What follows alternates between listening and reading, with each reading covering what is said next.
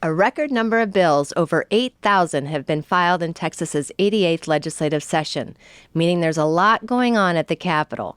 Accordingly, important details can get easily overlooked, even on the most critical legislation.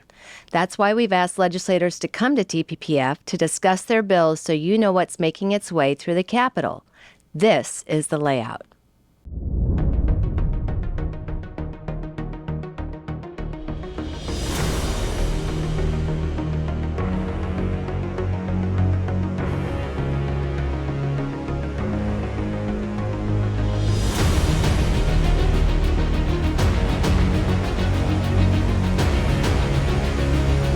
I'm Michele Steeb, Senior Fellow and Director of TPPF's Homeless Policy Initiative, People First.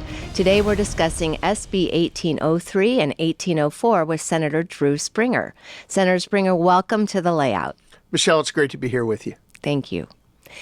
SB 1803 requires the adoption of a self-sufficiency optimization scale to ascertain the effectiveness of state-funded homelessness programs in helping beneficiaries advance towards self-sustainability.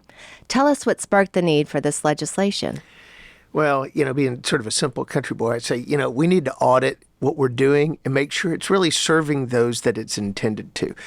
We've done that in prior legislations with TANF and SNAP, and it's because we have a finite amount of money and we need to make sure it's used to its fullest. And so we need to make sure that we're working towards solving the homelessness. And if you don't measure it, you don't know if you're getting results.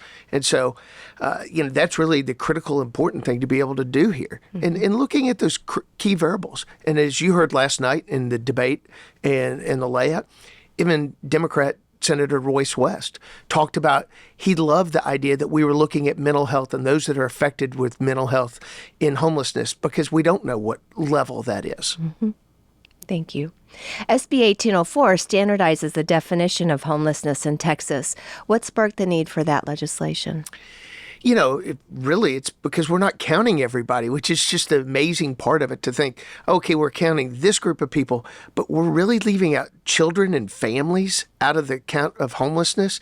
I would argue that children need help more than anybody else. And so if they're in a homeless situation, we really need to figure out, because we probably can change their trajectory better than we can those that are much more difficult when you have to deal with chemical dependencies, mental health issues, and other things. Mm-hmm.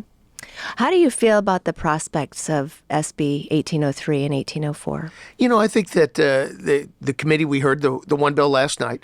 I think the committee took it very well. I think they were very open to it. They liked the idea of it. As Chairman Betancourt kept saying over and over again, if we don't measure it, we don't know how to fix it. And so I think from that standpoint, it was very well received. So I look forward to seeing it go forward in the legislative process. Great. How will the lives of Texans be impacted once these bills are passed?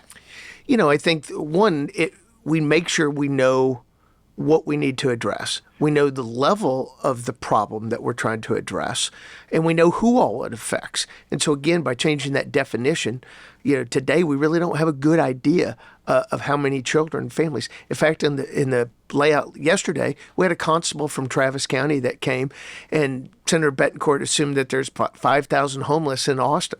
And he said, no, I think it's closer to 10,000. And I think that was a startling number to Senator Betancourt, but we need to have that. We need to be able to know how many people are we trying to serve. But also, I think that, when we look at what the federal government does with their program, which is just handing out vouchers to try to get them shelter, that's just that's a quick patchwork of how to fix it. But if you don't treat the underlying problems, like Tyler, who just so eloquently spoke last night, that he praised you so much for helping him really find himself. And that's what we need to be able to do. People are finding inner demons, whether it's chemical dependency, whether it's mental health, whatever the situation is, and being able to work out. So I feel good about all of these bills, or both these bills. Well, thank you for your leadership and putting these bills through the process, and we're looking forward to working with you to take them over the finish line. Thank you so much. Thank you. Look forward to it as well.